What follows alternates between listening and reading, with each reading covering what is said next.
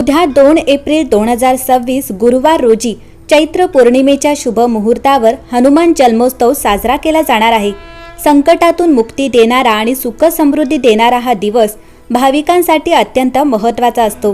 परंतु हनुमंताची उपासना करताना काही कडक नियम पाळणे आवश्यक आहे। जर या नियमात चूक झाली तर उपासनेचे पूर्ण फळ मिळत नाही। मंडळी, हनुमंत स्वतःला प्रभू श्रीरामाचा निष्ठावान सेवक मानतो। त्यामुळे हनुमानाची पाद्य सेवा म्हणजे पायांची पूजा करू नये। जर तुम्हाला पाद्य पूजा करायचीच असेल तर ती श्रीरामांच्या पादुकांची करावी। हनुमानाला नैवेद्य म्हणून गुळ, खोबरे, हरभरा डाळ, बुंदीचे लाडू किंवा इमरते अर्पण करावी। हनुमान हा बाल ब्रह्मचारी आहे, त्यामुळे महिलांनी हनुमंताच्या मूर्तीला स्पर्श करणे टाळावे। दुरून नमस्कार करून किंवा हनुमान चालीसा वाचून महिला आपली भक्ती व्यक्त करू शकतात। हनुमानाच्या पूजेबरोबरच माता अंजनी, जानकी, श्रीराम आणि लक्ष्मण यांची पूजा करणे महत्त्वाचे आहे। हनुमानाच्या पूजेच्या वेळी लावण्यात येणाऱ्या दिव्यांमध्ये जाईचे तेल किंवा शुद्ध तूप असावे। एकच वस्त्र परिधान करून त्यांची पूजा करावी। लाकडी चौथऱ्यावर लाल वस्त्र पसरून हनुमानाची मूर्ती किंवा चित्र स्थापित करा आणि कुशासनावर बसून त्यांची पूजा करा। उपासनेच्या दिवसाच्या 1 दिवस आधी मांस्य, मद्य इत्यादींचे सेवन बंद करा।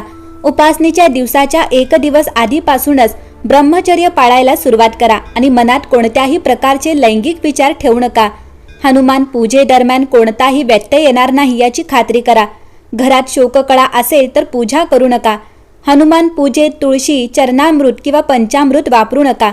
महिलांनी हनुमानाला वस्त्र, पवित्र धागा किंवा चोळा अर्पण करू नये। महिलांनी मासिक पाळीच्या काळात पूजेपासून दूर राहावे। हनुमानाची तांत्रिक पूजा कोणत्याही प्रकारे करू नये। जर तुम्ही हनुमानाचा उपवास करत असाल तर मीठ, मिरची आणि धान्य यांचे सेवन टाळा। हनुमानाला अर्पण केला जाणारा प्रसाद किंवा नैवेद्य शुद्ध तुपातच बनवावा। पूजेदरम्यान कोणाबद्दलही द्वेष, क्रोध किंवा नकारात्मक विचार मनात बाळगू नयेत। हनुमानजींना लाल फुले, कुंकू आणि मोगऱ्याचे तेल अर्पण करावे आणि तुळस किंवा केतकीची फुले अर्पण करणे टाळावे। मंगळवार आणि शनिवार हनुमानजींची पूजा करणे, हनुमान चालीसा किंवा बजरंग पानाचे पठण करणे विशेष शुभ मानले जाते। मंडळी, पूजेदरम्यान आदर आणि भक्तिभावाने हनुमानजींना प्रसन्न करण्यासाठी धूप, दिवे, फळे, नैवेद्य आणि चंदन अर्पण केले जातात।